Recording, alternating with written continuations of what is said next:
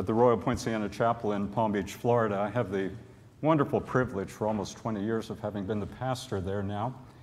And every Sunday I step into the pulpit, I have this beautiful view through the back windows of the Breakers Golf Course right across the street from us. But I never thought there was a more beautiful view or a more scenic invitational one until I stood here and see the grand ocean ready and waiting for the sailboats to go by. It's a pleasure to be here once again, and I'm privileged and honored to be in your midst. At a church such as this, a pastor who was young and impassioned was invited to preach a summer sermon at an environment such as this. And he chose, perhaps unwisely, to talk about sin and judgment. And so he got into the pulpit in a very impassioned way. He said, each member of this church is going to die, and every member is going to face judgment, the judgment of God. And he did it twice, and he was interested because the man who was sitting in the front row here was smiling and kind of unfazed while everybody else was feeling a little bit remorseful at it. And he said it again. You know, every member of this congregation is going to die one day, and they're going to face the judgment of God. And everybody's kind of sitting back in their pew saying, wow, where's he going to go with this? And the man in the front pew is smiling, unfazed at all. And after the service, he went down after everybody was gone, and he said, you know, I'm a little curious because when I preached on the judgment of God and the sin of the people, and I said, every member of this church is going to die and one day face judgment, you just kept smiling and you were unfazed. What's going on? He said, well, I'm not a member of this church.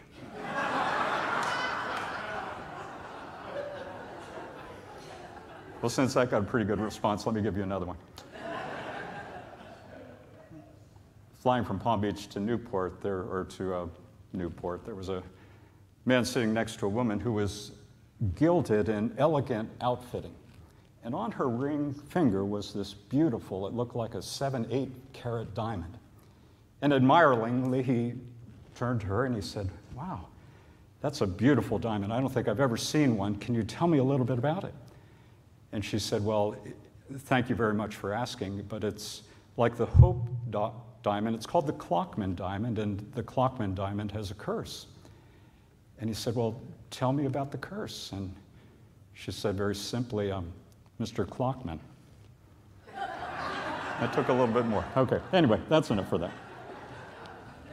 A windstorm arose on the sea so great that the boat was being swamped by the waves. So Matthew writes, and before him Mark. Once a foolish man built a boat.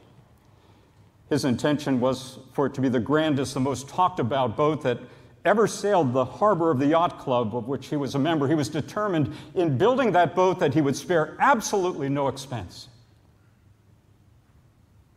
That the boat builder would be known as a foolish man had nothing to do with his ability to build, nor anything to do with his capacity for hard work. Nor was it a reference to his personality. He was a most pleasant person. That he came to be called a foolish man had to do with the qualities of a person, the invisible qualities that no one is initially able to appreciate.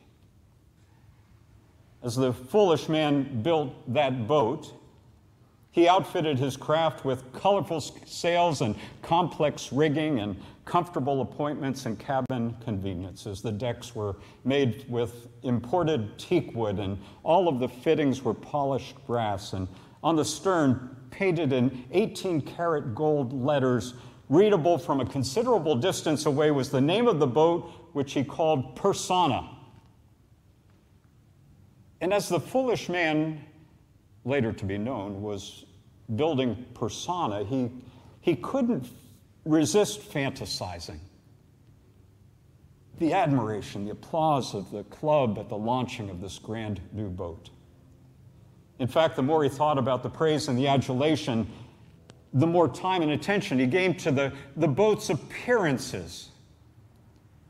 Now, because nobody could see the underside of the Persona, The man showed little concern about the boat's keel or anything that had to do with the properly distributed weight or ballast.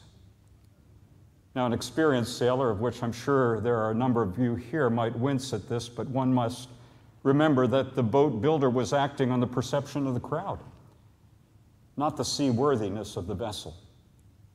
Seaworthiness seems of little importance while the boat is in dry dock.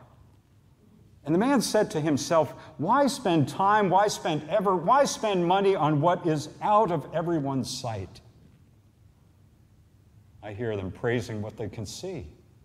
The color of the sails, the brass fittings, the cabin, the conveniences, the decks, the wood texture, the capacity of the sail, and the potential for this boat's speed. That's what wins Saturday afternoon regattas.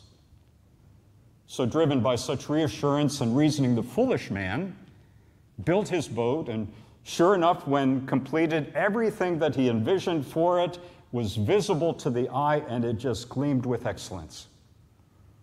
The builder's suspicions were correct. The people of the club understood and appreciated sails and riggings and deck and brass and appointments, and what they saw they praised. Why, this is the grandest boat he thought he overheard in the history of this club. And perhaps he'd be elected the club's commodore. Well, the day came when the Persona was to be pushed out on its maiden voyage, and all of the engraved invitations had gold-plated pictures and words, the Persona at its launch. There was a brass band and plenty of hors d'oeuvres, and champagne flowed for lunch, and club members were gathered on the dock. The symbolic bottle of Dom Perignon was broken over the bow, and the moment came for the man to set out to sea. And as the breeze filled the sail and pushed the Persona out of the club's harbor, the man stood at the helm, proud as he could be, listening to the cheers of the crowd, the cheers' well wishes, and the envious admirers, saying, our club has never seen a grander boat than this. This man will make us the talk of the yachting world. There were even some boat owners who joined them, sailing on each side of the Persona together. They formed a spectacular flotilla as they moved beyond the breakwaters out into the ocean. And soon the Persona was just a mere blip on the horizon. And as it cut through the swells, its builder and its owner at that moment seemed anything but a foolish man. He gripped the wheel and he steered the rudder with fierce and just a feeling of deep pride. Oh, what he had accomplished. The man was seized by an increasing rush of confidence, and everything, his boat, his future, about his club membership and commodoreship, even the ocean was under his control. Or was it? But for a few miles out to sea, a storm arose, not a hurricane, but not a squall either, and there were sudden gusts and excess of 40 knots and waves of 15 feet, and the Persona began to shudder, and water swept over the sides. Bad things began to happen, and the poise of the captain began to waver, and perhaps the ocean wasn't his at all. And the other club members, he looked for them, right, left. Ones who sailed beside him, cheering and waving, none were to be seen. Because those boats, those captains, knew the storm clouds. They could read them when they saw them, and yet the foolish man was too self-absorbed to notice.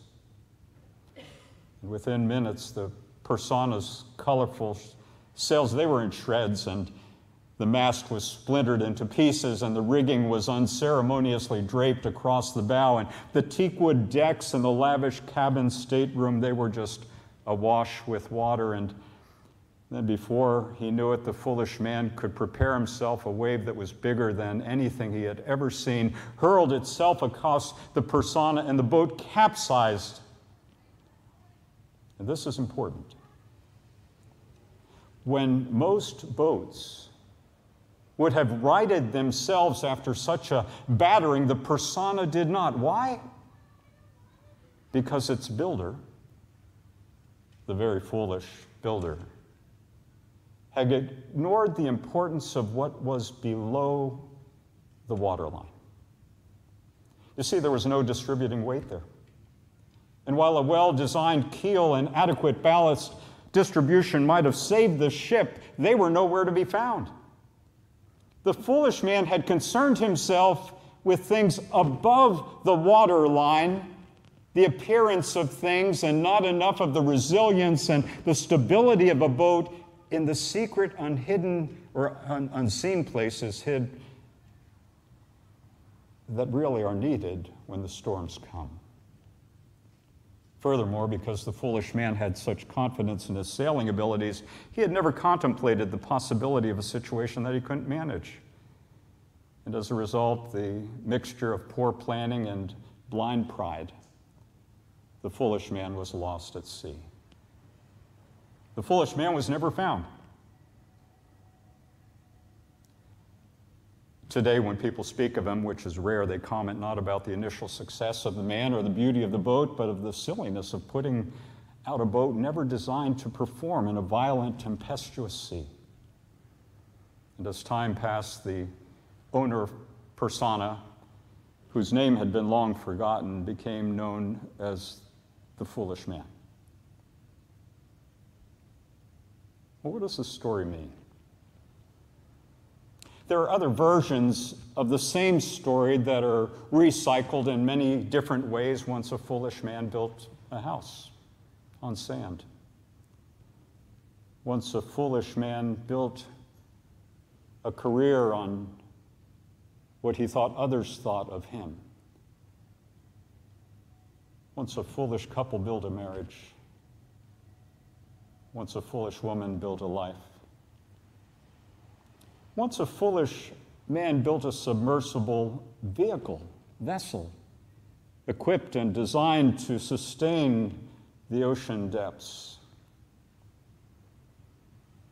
If you happen to be a sailor, you may remember the name Michael Plant, Newport. Plant was a popular American yachtsman who began in the fall of 1992 a solo sailing venture across the North Atlantic Ocean from the United States, from New York City to France. His mid-sized sailboat, the Coyote, was state-of-the-art. Its design, its fabrication was the epitome of the modern sailing brand. And unlike the foolish man, the sailing community universally acknowledged Plant as a yachtsman whose seafaring skills were without equal. When friends and family gathered at the dock for an enthusiastic farewell, they were waving goodbye not to a foolish man, but to a nautical expert. One who had circumnavigated the globe 3 different times. And the prevailing thought always when you go out to sea is something could go wrong, but the thought that day was if anything went wrong, Michael could handle it. But less than 2 weeks into the voyage, you remember the story if you've been around and listening. Something did go wrong, and Plant and his sailboat were lost at sea. And 9 days into the voyage, there was a violent storm seen along the track of his route, and radio contact was lost. And for a while, that was thought just to be normal because of the distance. But the distress signal for those who were worried was more than presumptuous that everything was okay. And when the radio silence persisted on day 11, a search was dispatched, and airline pilots and crews and cargo ships were told to be on the lookout. Rescue aircraft in several nations started to comb the North Atlantic, and days passed, and it was reported that the boat was found floating upside down, and there was no sign of life. Again, sailboats don't capsize easily. Normally. They're built to take the pounding of the sea. Sailors allege that a sailboat is the most natural of sailing vessels, and it will almost always upright itself if pushed over, even if turned upside down. So what happened? The answer was soon clear. If you're a sailor, then you know that in order for a sailboat to maintain a steady course and in order for it to harness the tremendous power of the wind in the sea, there needs to be more weight below the water line than above it. Any violation of this principle is certain recipe for disaster. And when the coil was built, an 8,000-pound weight was bolted to the keel for that very reason. And further speculation led to the fact that it went missing and broke off. And when the 4-ton weight went missing, it lost and was compromised immediately with stability of the boat. And the first wave was probably the most disastrous weapon and probably the death blow. And no weight below the waterline was there to assure stability. And the result, a very capable, experienced sailor, admired for his ability, was lost at sea. The eccentric billionaire just recently built a submersible. The unexperienced engineer built an airplane. The extravagant man lived his life. The eccentric woman lived her life. The foolish man built a boat. The foolish, the wise. The point here is that the test of stability and survivability, friends, is not found in what's seen, the 8-carat diamond, adorned and admired, the Rolex watch, but it's what is unseen, often secret and below the surface. The weight below the waterline in our lives is what secures us when the storms of life hit. What determines the upright ability of our lives when the bottom goes up. The two stories, if nothing else, serve both as a warning and an invitation. Where to build in our lives the appropriate ballast, and why to give due attention to the investment and care to those spiritual and physical vessels designed to carry us through life, and when to do it. I wonder, and I can only ask and only you can answer, is where's the greatest weight placed in your lives for life's stability and eternal security? Is it above where everybody can see, or is it within and below the waterline of your life?